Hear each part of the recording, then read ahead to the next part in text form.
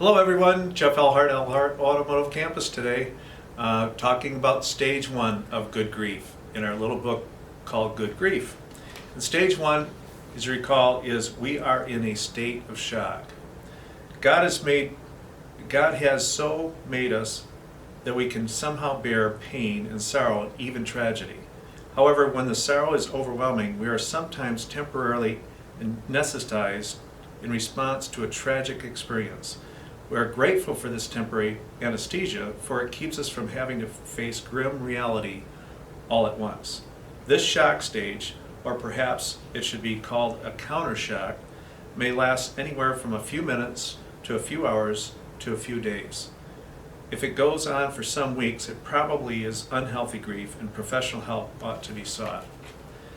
Shock is a temporary escape from reality. As long as it is temporary, it is good.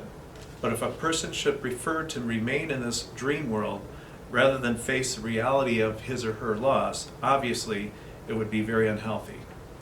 This is one of the reasons it is good for us to keep fairly busy and continue to carry on as much of our usual activities as possible during the period of crisis.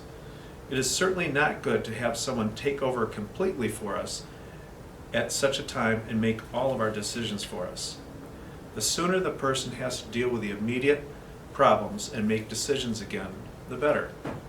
To sum up, be near the person and available to help if everything breaks down, but normally do not take away from him or her the therapeutic value of doing everything he or she can for themselves.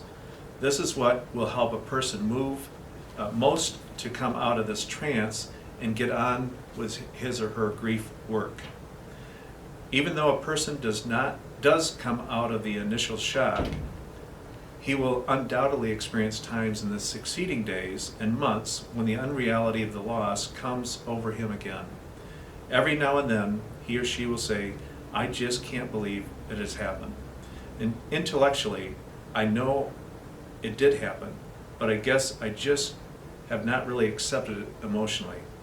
For all of us, the biggest hurdle is accepting it emotionally. We just do not want to believe it.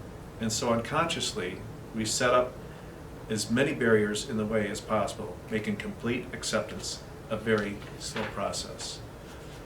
So that's what it is to remember that we could feel a state of shock. Tomorrow, we'll touch on stage two, which is we express emotion. Thank you.